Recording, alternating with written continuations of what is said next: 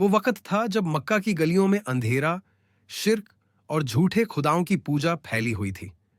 हर तरफ बुत मूर्तियां सजे हुए थे, लात, उज्जा, मनात, हबल, और लोग उन्हीं से बारिश, रोजी और औलाद मांगते थे। उस वक्त हजरत मोहम्मद अल्लाह का पैगाम लेकर उठे कि ला इलाहा इल्लल्लाह, अल्लाह के सिवा कोई माबूद नहीं। जब कुरैश के सरदारों ने देखा कि लोग इस्लाम में दाखिल होने लगे हैं, उनका कारोबार, इज्जत और झूठा मजहब सब हिलने लगा, तो उन्होंने एक चाल चली। एक दिन अब्बू जहल, वालिद बिन मुगीरा, अस बिन वाइल और दूसरे सरदार रोज़े इब्न कब्स के पास जमा हुए। उन्होंने कहा, ऐ मोहम्मद, एक काम करो, हम तुमसे समझौता करते हैं। एक साल तुम हमारे बुतों की पूजा करो और एक साल हम तुम्हारे अल्लाह की इबादत करेंगे। इस तरह सब में एकता हो जाएगी।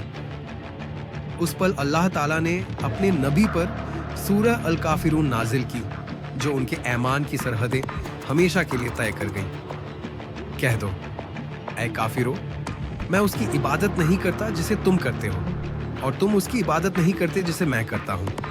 लकुम दीनुकुम वलिय दीन, तुम्हारे लिए तुम्हारा दीन और मेरे लिए मेरा दीन। ये सूरह दरअसल इस्लाम की पहचान और सच्चे ईमान की हिफाजत है। इसमें साफ ऐलान कर दिया गया कि ईमान में कोई समझौता नहीं होगा।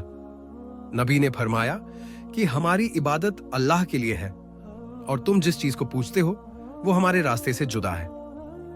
रसूलुल्लाह इस सूरह को रात की नमाजों में बहुत पढ़ते थे, खास तौर पर सुबह की नमाज, फज्र और नफल नमाज में।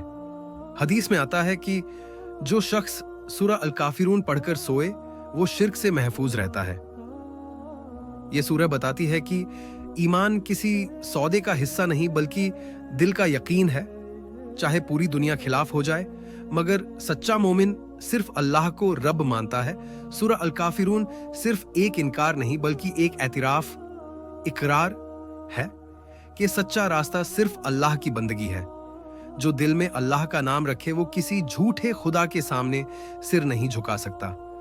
नतीजा, मक्का के लोगों ने उस दिन समझ लिया कि मोहम्मद कभी समझौता नहीं करेंगे, और यही अटूट ईमान आगे चलकर इस्लाम की फतह का सबब बना।